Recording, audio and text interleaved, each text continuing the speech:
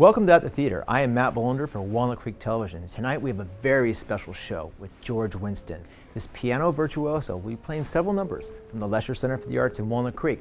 We'll also sit down and talk to George about his career and about his newest piece of work coming out soon on At the Theater. Be right back.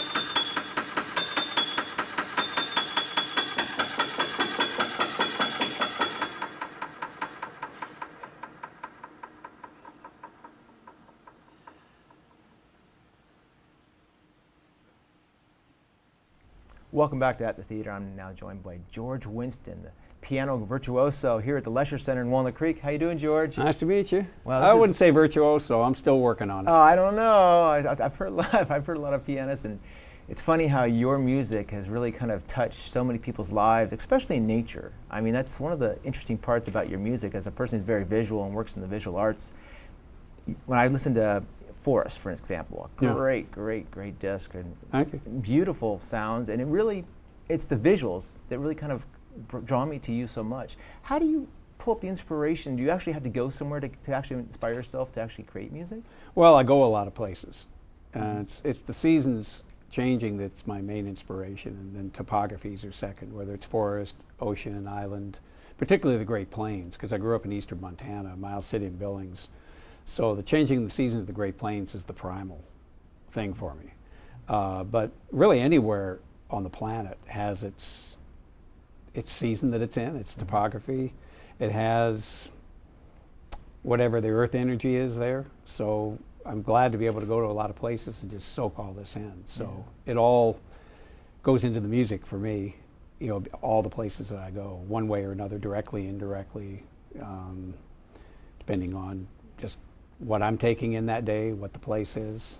And I'm just grateful to be able to go to all the places I go to. So it's mainly mainland America, a little bit Asia, particularly Korea and Japan, usually every year. Mm-hmm. What about Yosemite? What do you think about Yosemite? Has that ever inspired you for any music before?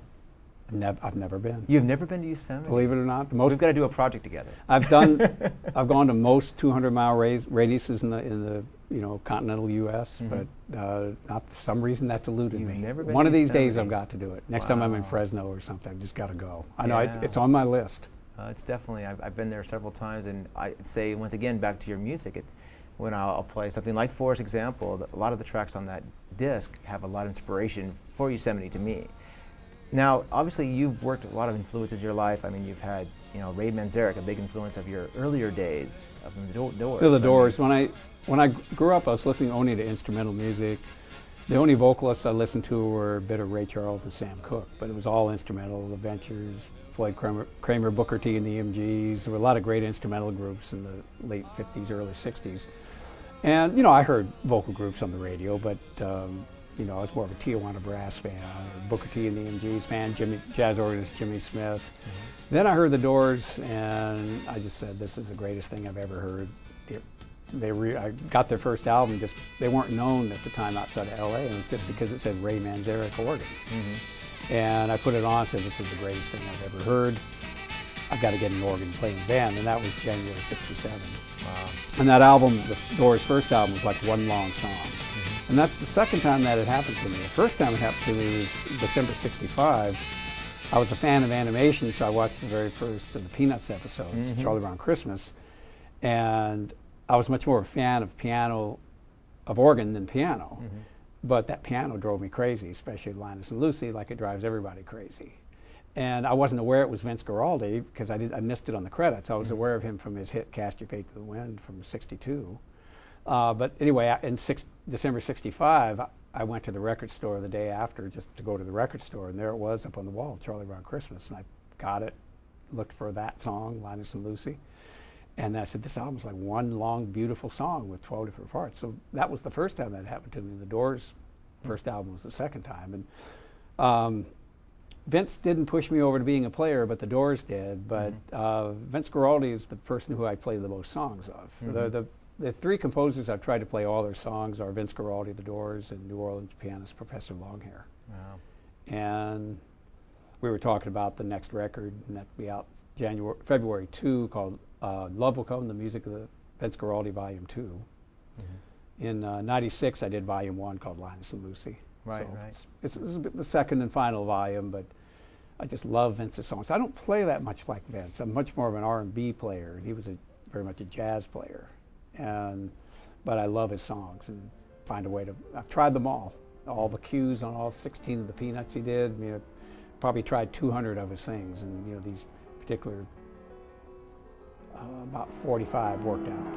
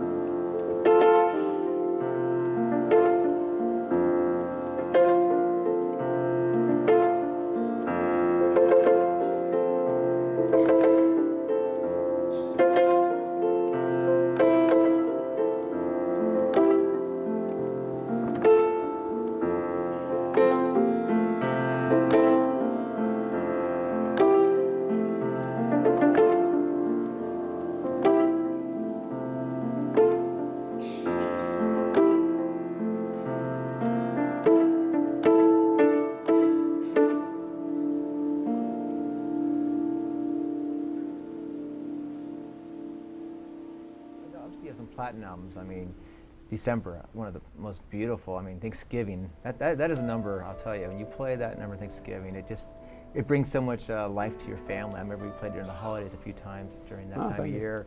And how do you? I mean, when you're writing this music, do you obviously you go places, but do you meet people? Do things inspire you in situations that actually? I mean, obviously, as a composer, you've got to kind of get away and kind of got to go your own space after these moments. How do you kind of transpire these images? Well, I've never tried to compose a piece. I just have normal life. You know, I've got my routine and my work and drive to work like everybody does, and things you've got to deal with personally and with the work like everybody does.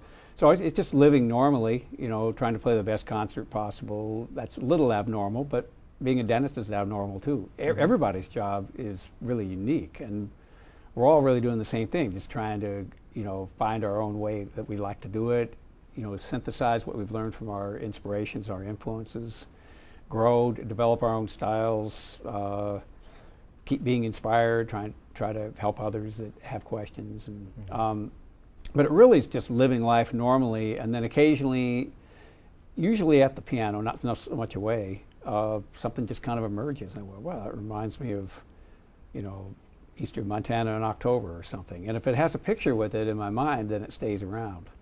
You were mentioning visuals. The same thing with interpreting pieces of somebody else. If it gives me a picture, it stays. If it doesn't, it's not the composer's fault. There's no fault here. But if a visual doesn't go in my mind with it, even though I'm not a visual artist at all, you know, I don't draw or take pictures or anything, or video or anything, but my way of doing visual arts is through sound, I suppose you could say. That I like to, if a song needs to have a season, a topography, a picture with it, or else I don't play it.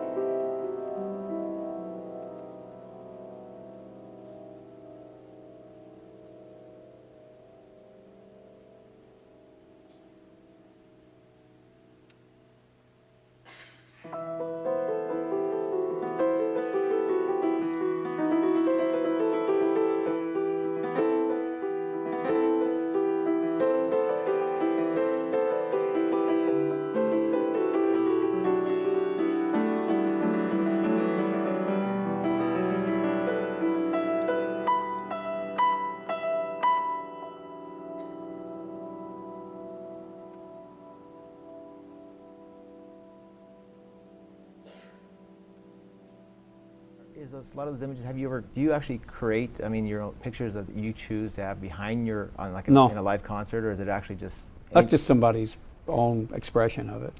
But on stage, you've never had images No. behind you on stage. It's all just conjured up by everybody's own image of their Yeah, I own like to mind. just keep it plain. Let the music do all the work. Well, that's funny because I read a little article. I guess they're saying that you come out there in your stocking feet and you're very That's so you don't get the, the thumping, huh? yeah, I try to eliminate that. You're very mild mannered type of guy, and for a lot of people who are as talented and have such great skills, you seem like a very normal, down to earth type person, which I think is very unique. Well, I Sometimes am you a don't- student. I'm about halfway there in what I want to do on the piano and the guitar and the harmonica. So there's no big deal about it, to me. It's just trying to play better every day and be a better person, whatever that is. Now that's what does that mean? That's a whole other conversation. That's true. Being a good person is an important part of life.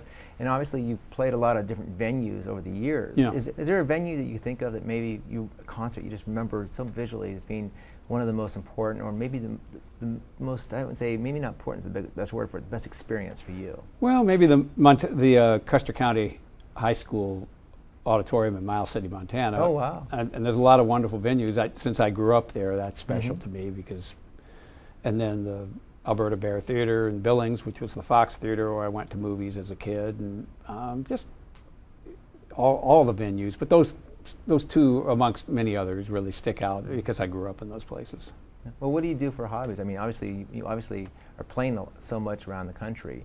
What's George doing away from the piano? Guitar, harmonica, or producing other artists. And I wouldn't say they're hobbies. I don't think I have any hobbies. And maybe reading the latest cosmological discoveries, the Hubble and things like that. And that inspires the music, a sliver, But the Earth is it gave birth to me and to cats, which I love so much. And so it's really just, it's very interesting. Like, where does the Earth end and a rock begin? Where does the Earth end and a tree begin? In the rainbow, where does blue end and green begin? Where does the Earth end and I begin? I mean, I'm walking around, but so it's an interesting. I think it's not definable to my own self. Like, all my cells are they me? If I lose a cell, I'm still here. If I'm gone, the Earth is still here. If I'm gone, it's interesting that how leaves fall off the trees and then they fertilize the earth, and new leaves come up, and living beings pass on, they fertilize the earth, and somebody else gets a chance. It's amazing. It's an amazing little universe this planet is, and then later we'll be interacting with the rest of the universe, and and then that'll be the planet. A billion years from now or something, and it'll be a whole nother concept of evolution, that the whole universe is a black spherical planet, if that's what it is. That's the deep question. Maybe there's an infinite amount of little bubbles going along with us other ones, and That's maybe true. we'll know it someday. Wow, you just kind of blew my mind. I'm trying to focus on your work, and these conversations are so intense. We got spaced out. You Yes, might we say. did. I mean, but your music, like I said, it does draw you into different realms, and I think that's the interesting part about everything. Comes back to your music, and obviously, you inspired so many people, and there's so many people around the world who obviously enjoy listening to your music. What do you think when you have these clamoring fans who come up to you sometimes and they just want to be part of you? I mean, part of your life, part of your music. Do you feel humbled, or what do you feel like? Well, inside? nobody really does. I mean, just want to sign something or ask a musical question, so it's pretty normal. You're not like the Rod Stewart or the Robert Plant of the world. Then. Well, I don't know what anybody else does. I'm so busy trying to keep it together, I don't know what anybody else does with their life personally, but it's pretty much just normal. If I have time to talk, or they could email, a question into the office, if they've got a musical question in particular. Wow, down to earth George Winston. Because when I first started, I would go to dances without a date and stand by the organist, behind the organist, and take notes. And then in intermission, I would ask them, "What'd you do during the Cat by Jimmy Smith, what'd you do that end of I Feel Good by James Brown? And only one person wouldn't tell me. Everybody else told me. Really? So I said, anybody wants to ask me something about what I did, I'll tell them. Yeah. If that's what they want to learn, that's something, that certain passage or lick that I did. Only one person didn't tell me, but he went away mumbling Lydian mode.